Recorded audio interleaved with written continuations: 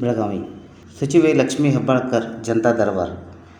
ಮಹಿಳಾ ಮತ್ತು ಮಕ್ಕಳ ಅಭಿವೃದ್ಧಿ ಇಲಾಖೆ ಸಚಿವೆ ಲಕ್ಷ್ಮೀ ಹೆಬ್ಬಾಳ್ಕರ್ ಅವರು ಶುಕ್ರವಾರ ಬೆಳಗ್ಗೆ ತಮ್ಮ ಗೃಹ ಕಚೇರಿಯಲ್ಲಿ ಜನತಾ ದರ್ಶನ ಕಾರ್ಯಕ್ರಮ ನಡೆಸಿದರು. ಬೆಳಗ್ಗೆ 10 ಗಂಟೆಯಿಂದ ಪ್ರಾರಂಭವಾದ ಜನತಾ ದರ್ಶನ ಮಧ್ಯಾಹ್ನ 2 ಗಂಟೆವರೆಗೆ ನಿರಂತರವಾಗಿ ನಡೆಯಿತು.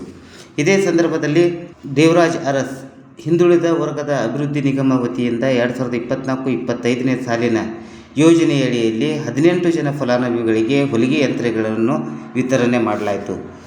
ಅದರ ಜೊತೆಗೆ ಹಿಂಡಲಗ ಗ್ರಾಮದ ಓಂಕಾರ ನಗರದ ಶ್ರೀನಿವಾಸ್ ನಾಯ್ಕ್ ಎಂಬ ಅಂಗವಿಕಲನಿಗೆ ವೀಲ್ ಚೇರ್ ವಿತರಿಸಲಾಯಿತು. ಜಿಲ್ಲೆಯ ವಿವಿಧ ಭಾಗಗಳಿಂದ ಸಹಸ್ರಾರು ಸಂಖ್ಯೆಯಲ್ಲಿ ಜನರು ಆಗಮಿಸಿ ತಮ್ಮ ಸಮಸ್ಯೆಗಳನ್ನು, ಅಹವಾಲುಗಳನ್ನು ಮತ್ತು ಬೇಡಿಕೆಗಳನ್ನು ಇದೇ ಸಂದರ್ಭದಲ್ಲಿ ಸಚಿವರ ಮುಂದೆ ಇಡುತ್ತಾ ಈ ಖಾತಾ ಮಂದಿರ ನಿರ್ಮಾಣ, ಉದ್ಯೋಗ, ಪೆನ್ಷನ್, ಮನೆ ನಿರ್ಮಾಣ, ರಸ್ತೆ, ಕುಡಿಯುವ ನೀರು, ಶಿಕ್ಷಣ ಹಾಗೂ ಆರೋಗ್ಯ ಸೇರಿದಂತೆ ಹಲವಾರು ವಿಷಯಗಳನ್ನು ಸಚಿವರ ಮುಂದೆ ಪ್ರಸ್ತಾಪಿಸಿದರು. ಅದರಂತೆ ಸಚಿವೆ ಲಕ್ಷ್ಮೀ ಹೆಬ್ಬಾಳ್ಕರ್ ಅವರ ಪ್ರತಿಯೊಂದು ಸಮಸ್ಯೆಯನ್ನು ಸಮಾಧಾನದಿಂದ ಆಲಿಸಿ ಸಂಬಂಧಿಸಿದ ಅಧಿಕಾರಿಗಳಿಗೆ ತಕ್ಷಣ ಕ್ರಮ ಕೈಗೊಳ್ಳುವಂತೆ ಸೂಚನೆ ನೀಡುತ್ತಿದ್ದರು.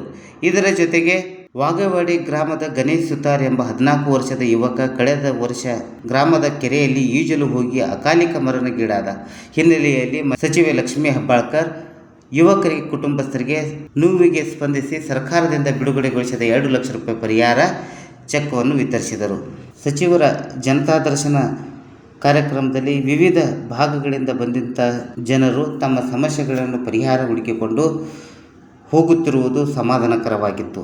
ಅದರ ಜೊತೆಗೆ ಈ ಸಂದರ್ಭದಲ್ಲಿ ಕಾಡಾ ಅಧ್ಯಕ್ಷ ಯುವರಾಜ್ ಕದಂ, ಮಹಿಳಾ ಮತ್ತು ಮಕ್ಕಳ ಅಭಿವೃದ್ಧಿ ಇಲಾಖೆಯ ಉಪನಿರ್ದೇಶಕ ಚೇತನ್ ಕುಮಾರ್, ತಾಲೂಕು ಪಂಚಾಯತ್ ಕಾರ್ಯನಿರ್ವಾಹಕ ಅಧಿಕಾರಿ ಯಶವಂತ್, ತಹಶೀಲ್ದಾರ್ ಬಸವರಾಜ್ ನಾಗರಾಳ್, ಉಚ್ಚಗಾಂವ್ ಬ್ಲಾಕ್ ಕಾಂಗ್ರೆಸ್ ಅಧ್ಯಕ್ಷ ಬಾಳು ದೇಸೂರ್ ಮುಂತಾದವರು, ಕಾಂಗ್ರೆಸ್ ಕಾರ್ಯಕರ್ತರು ಹಾಗೂ ಪದಾಧಿಕಾರಿಗಳು ಈ ಸಂದರ್ಭದಲ್ಲಿ ಉಪಸ್ಥಿತರಿದ್ದರು.